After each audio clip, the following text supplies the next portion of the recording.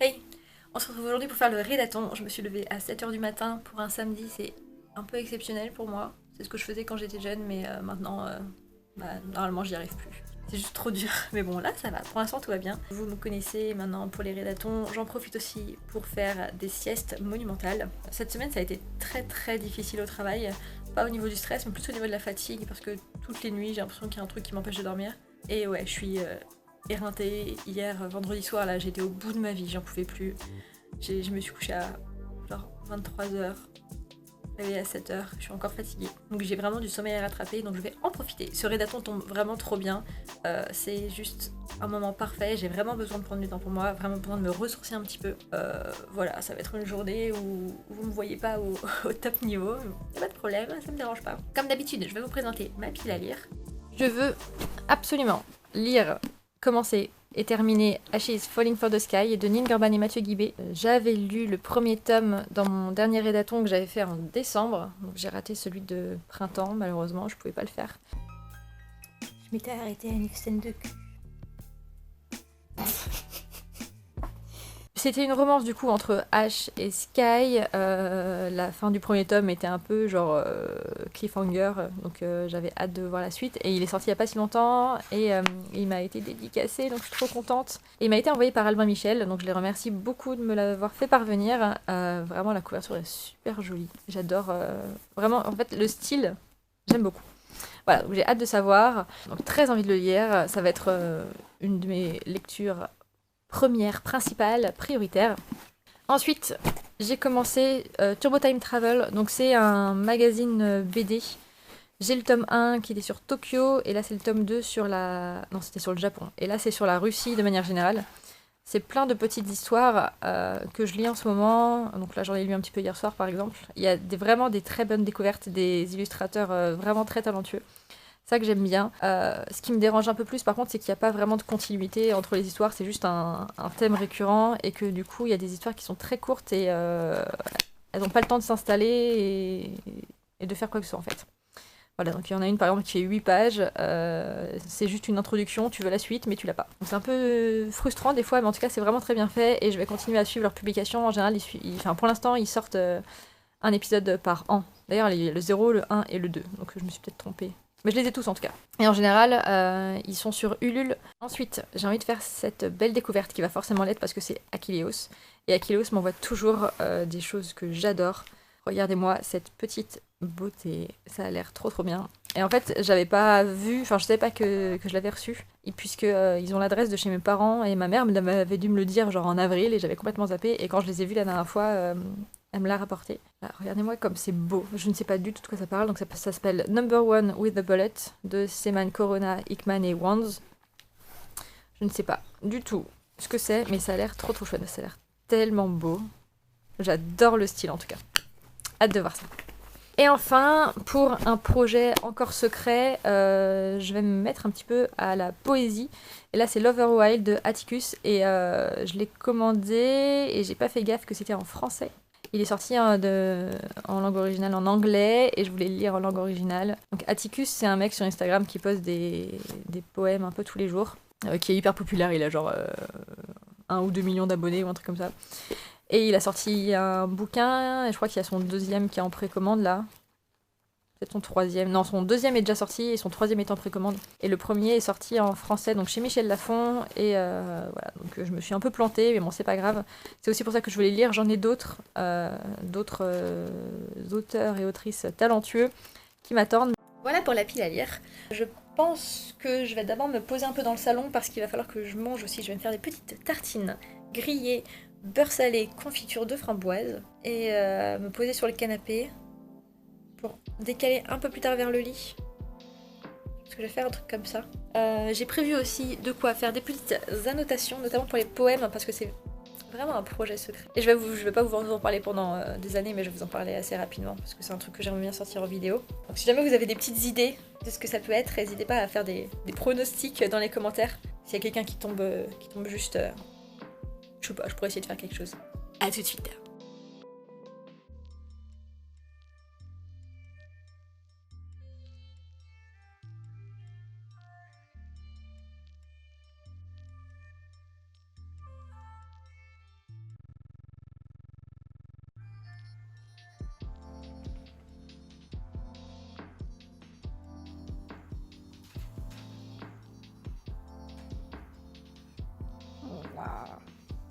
Il est 9h30, j'ai lu 70 pages. Et je me suis pas rendu compte que j'avais commencé seulement à 8h40 entre le réveil, sortir Jinju, prendre ma douche, manger les tartines et je me suis aussi occupée de mon copain parce que mon copain est plâtré en ce moment, il s'est cassé le poignet et là il a une blessure sur la joue que je dois nettoyer et tout ça. Je suis contente d'apprécier énormément cette lecture pour l'instant. Je retrouve des personnages que j'aimais bien même si dans le tome 1 Sky était un peu chiante. Enfin, elle n'était pas très convaincante pour moi, il me semble. J'aime beaucoup Ash, et surtout, mon personnage préféré, c'est marrant parce que c'est un personnage qu'on ne voit pas. C'est un personnage qui est absent, mais dont on parle beaucoup. Il y a des moments vraiment hyper touchants. Et là, il y a quelques pages, j'ai failli pleurer, alors que ça fait des années que j'ai pas pleuré dans un bouquin. Donc vraiment très très contente de retrouver ça. Je pense que je me suis fait spoiler sur Instagram un passage du bouquin. Je pense qu'il va se passer quelque chose avec un autre personnage choupi là. Et je peux pas trop en dire, mais je pense avoir compris qu'il allait se passer quelque chose avec un autre perso. Pour vous raconter un petit peu l'histoire, c'est une romance, on va dire un peu. C'est type romance à l'université. Et deux personnages qui se rendent compte qu'ils n'arrivent pas à se défaire l'un de l'autre. Le tome 1 se finit sur un cliffhanger de bâtard et du coup le tome 2 recommence à partir de là. Je pense que je vais vraiment beaucoup aimer ma lecture. J'ai hâte de voir comment ça se termine, même si je pense que je vais un peu chouiner si ce qui doit se passer va se passer. On va voir. Et pour changer, je suis la bitch de Jinju. Regardez, moi j'ai le droit à avoir ses pattes toutes molles. Là il y en a une deuxième qui est cachée là. Et Jinju qui fait sa petite vie. Hein, tu déranges pas? Non.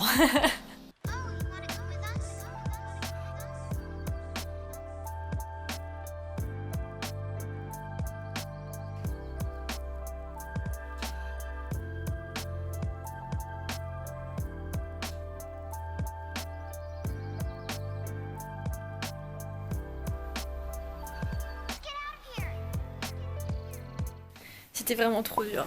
Donc j'ai fait le choix de poser mon livre et de m'endormir sur le canapé comme un bébé.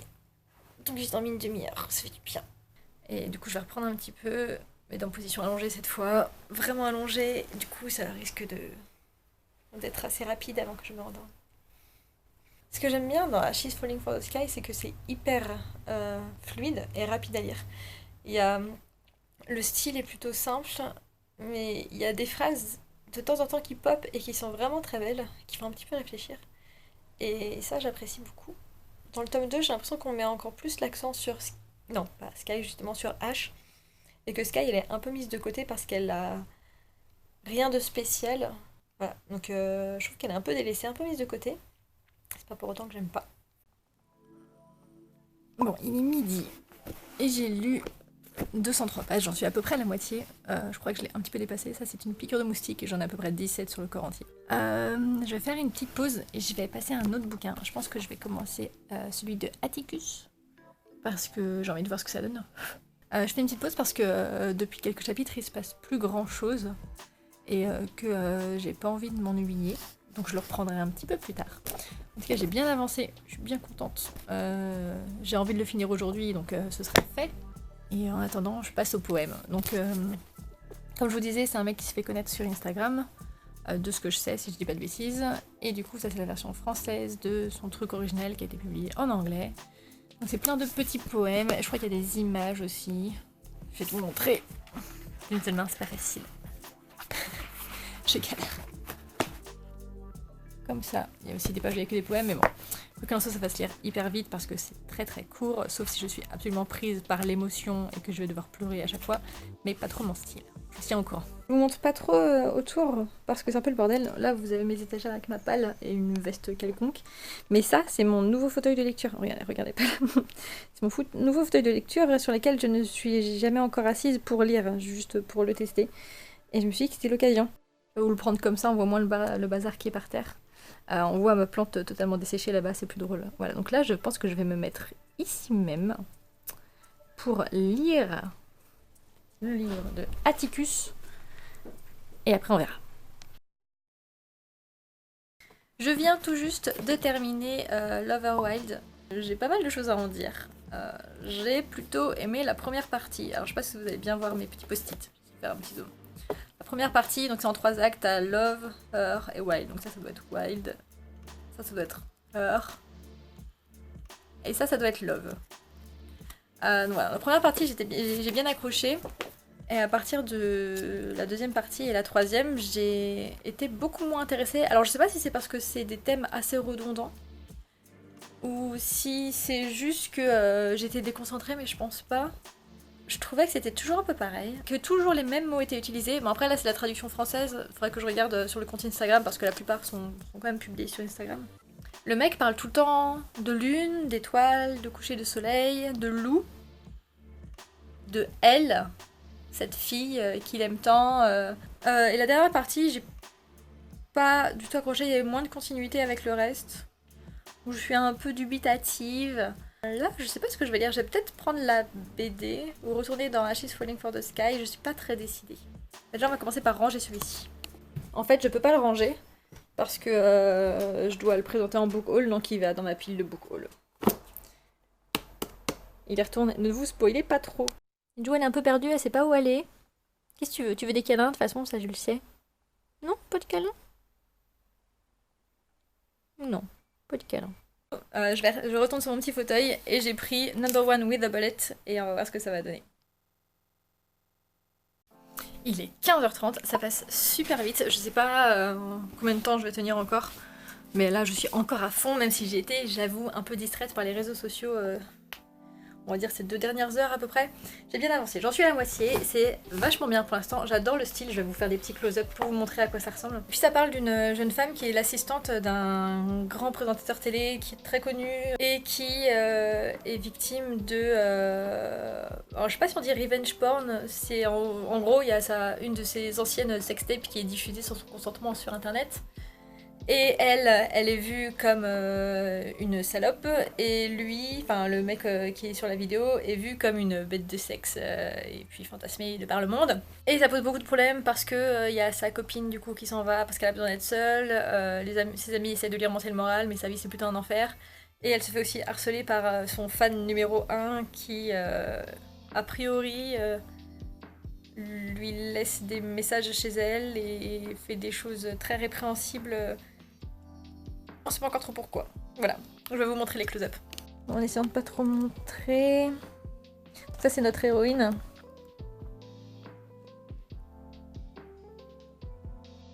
Petit trigger warning parce qu'il y a quand même des gens qui meurent dans cette histoire. Donc ça peut être un peu violent. Je préfère prévenir au cas où si jamais il y a des gens sensibles. C'est toujours mieux de prévenir.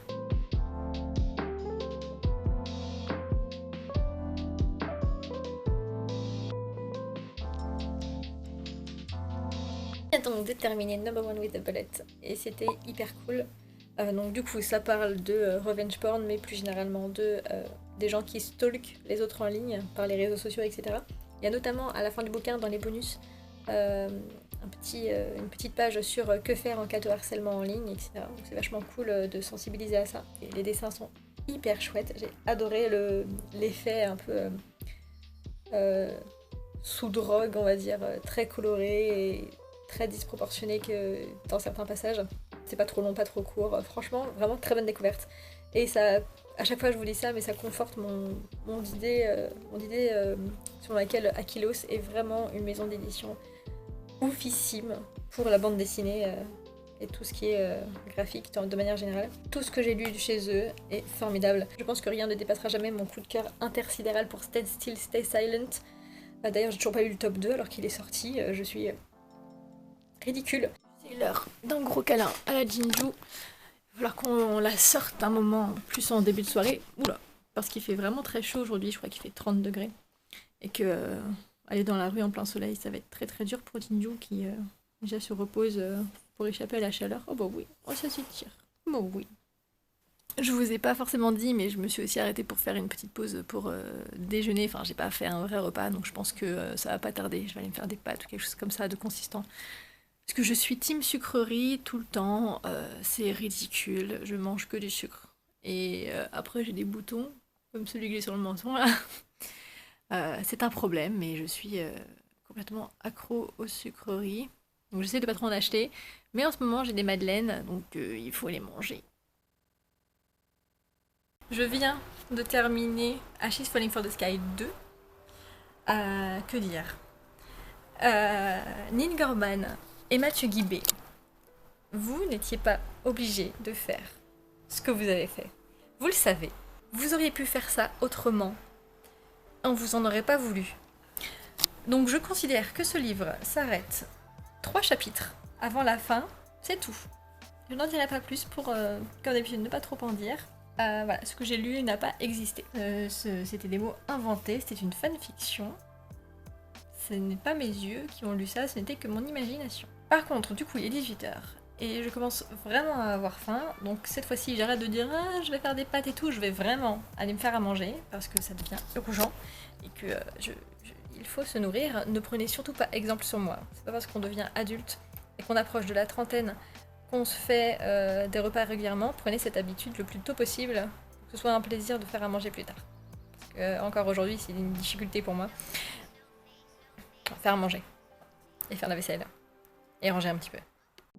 Bon alors j'ai mangé, c'était bien bon, et j'ai encore quelques heures de lecture. J'ai décidé que je m'arrêtais à 12 heures de rédaton, notamment parce que j'en profiterai pour sortir la grosse, et pour passer une petite soirée tranquille avec mon copain. Et demain c'est dimanche, et dimanche il faut que je fasse tout le ménage. J'ai tellement hâte. Et du coup, là j'ai un peu moins de 2 heures je pense encore. Il faut que je me choisisse un livre parce que je sais pas quoi lire. Alors ma pile à lire, elle est là, touk touk touk, et encore là-haut. Mais il y a rien vraiment qui m'intéresse dedans, ou alors pas grand chose. Ici j'ai des vieux trucs que j'avais déjà commencé, des trucs que j'ai vu le film, des trucs que j'ai acheté quand j'étais intéressée mais je le suis plus, des classiques que j'ai jamais lus, là il y a du Homer et tout. Lui je sais que c'est un con donc j'ai pas envie de le lire. Je l'ai commencé, j'en suis à la moitié, je l'ai jamais continué. After Tome 2, ouais, bof. Commencé, jamais fini. Commencé, j'ai pas kiffé. Il y a trop de trucs en fait.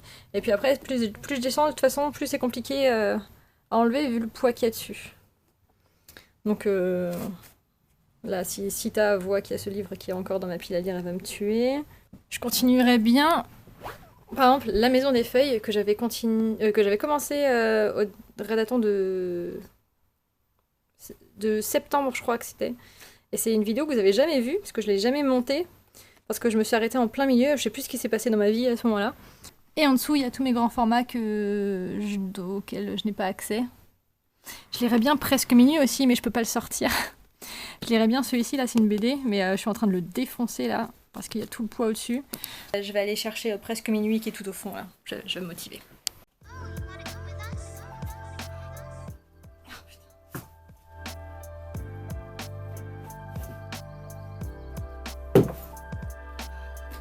J'ai réussi assez facilement, mais je pense que toute la structure de ma pile à lire en a pris un coup.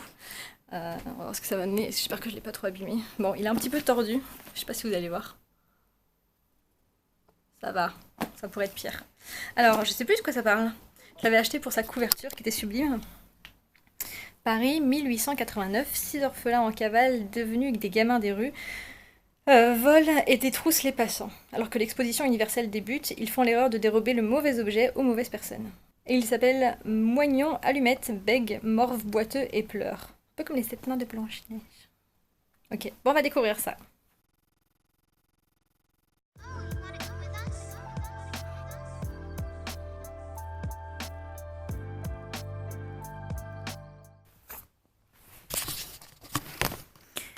Je suis une sombre épave. Je me suis installée dans mon lit il y a 1 heure. J'ai lu littéralement 21 pages. J'ai tellement galéré à finir la page précédente. Je me suis endormie comme une grosse claque. Je me suis allongée, je suis sous ma couette là, je suis bien, mais c'est compliqué là. Donc tout ce qu'il y avait écrit sur le résumé, c'était ça. Hein. Il y a une petite bande de malfrats. Je sais pas si c'est une grosse bande ou pas, parce que là je suis au début du chapitre 3, qui vole des choses à un mec riche. Je sais pas si c'est par de là ou si c'est un autre vol qu'on voit plus tard, mais en tout cas c'est ça l'intro. Il y a une histoire de magie aussi, donc ça va être un petit peu fantastique, ça va être chouette. Le style est pas mal pour l'instant. Ouais, je sais toujours pas exactement ce qui se passe ou qui sont les personnages. Il est 20h25 et je me suis encore une fois perdue sur Instagram, notamment Bookstagram, parce qu'il y a plein de trucs qui sont sortis. Et il y a plein de gens qui en parlent. Et du coup, ça fait genre une demi-heure que j'y suis. Donc, je vais m'arrêter là pour le rédaton officiellement, sachant que je vais encore lire ce soir. Parce que je pense que je vais pas non plus me coucher à pas d'heure. Ce qui est sûr, c'est que presque minuit, ce sera la nouvelle lecture. Avec un truc, je vais alterner parce que je lis Corée Hacker d'Ida Dossi, dont je vous ai parlé en book haul il y a 1 ou 2 mois peut-être. Donc c'est sur la Corée, c'est super intéressant, mais je vous en ai pas parlé aujourd'hui parce que je vous en ferai une vidéo spéciale sur la Corée.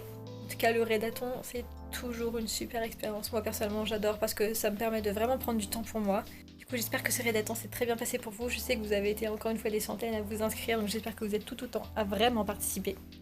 Et du coup, le prochain aura lieu pour la session d'automne en septembre. Comme d'habitude, les infos sur le groupe et le challenge sont dans la description. Et voilà, on espère que vous soyez des nôtres la prochaine fois. Je vous dis à la prochaine. Bye.